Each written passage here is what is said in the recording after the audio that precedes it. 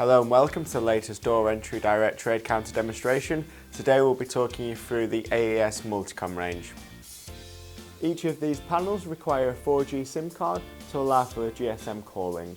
The Multicom Classic panel is connected to a PC via USB, and from here programming is carried out using the free software from the AES website. The Multicom Lite panel includes an illuminated window where you can add up to 30 apartment or company names. Alternatively, this window could include instructions for digital call options, in which case you could use the keypad at the bottom to call up to 100 users.